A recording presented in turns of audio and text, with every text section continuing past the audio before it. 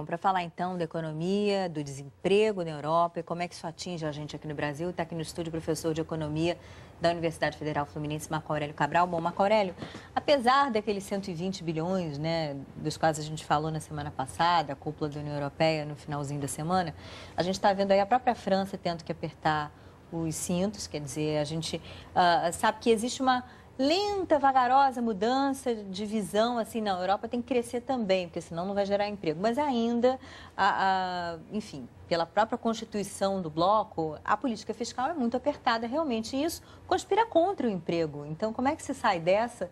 É a grande questão no momento, né? É a grande questão, Leila. Hoje em dia, talvez esse debate ele é inconcluso. Na verdade, a Alemanha tem uma posição muito conservadora.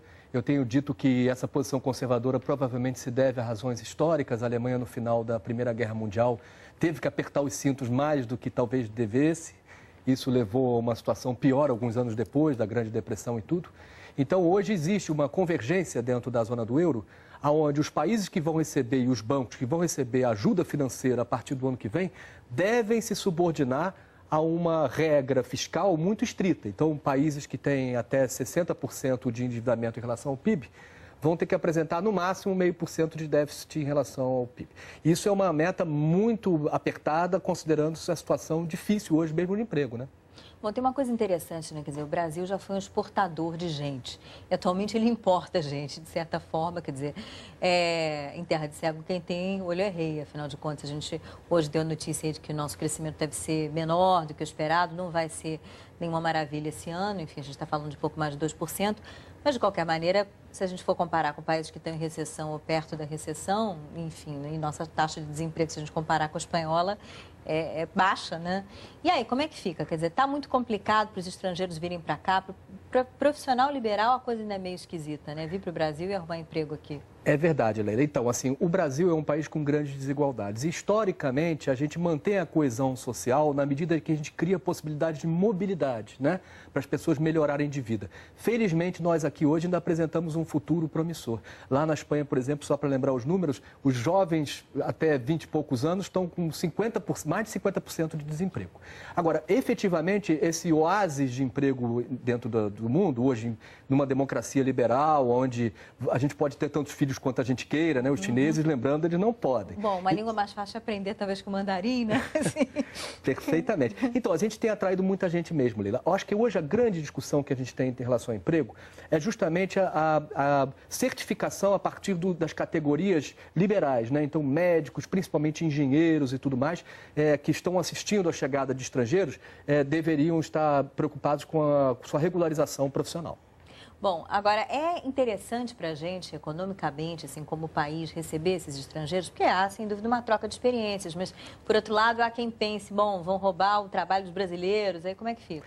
Eu acho, Leila, que historicamente a gente sempre resolveu o nosso problema de mão de obra importando pessoas.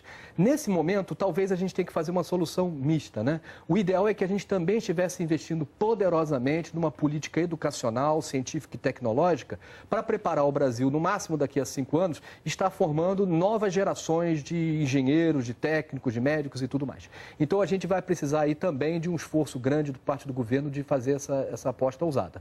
Eu sei que é um ano difícil, nós vamos ter que tomar cuidado com nossos gastos públicos, mas eu sempre acredito, até como professor, que educação se paga.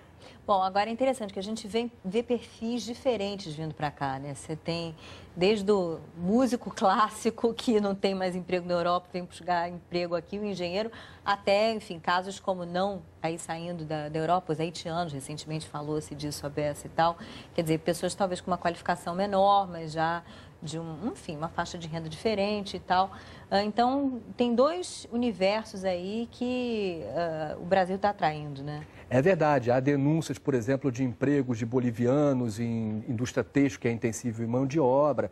Agora, efetivamente, o Brasil hoje enfrenta uma concorrência até certo ponto desleal com a China, na medida em que a conformidade do trabalho na China não é a mesma que nós temos aqui. Nós somos muito mais exigentes, né, com relação às nossas leis trabalhistas e tal. Então, é razoável que exista aí uma mão de obra que é subalocada, contra a qual a gente tem que estar permanentemente lutando, né? Bom, para a gente encerrar, Marco Aurélio, justamente eu falei do PIB, né? Esse crescimento mais modesto aí nosso, a nossa economia, como é que isso se traduz eventualmente, não sei se já para esse ano, para o ano que vem, em emprego aqui para nós, né? Eu acho que assim, o fator crucial que nós vamos ter esse ano é de que maneira que a nossa economia vai reagir até o final do ano aos pacotes de estímulo que o governo tem colocado em prática. E esses pacotes envolvem não apenas pacotes fiscais de gastos direcionados à industrialização, mas também na questão das taxas de juros que estão sendo reduzidas, né? Marco Aurélio, obrigada, viu, pela sua presença aqui com a gente.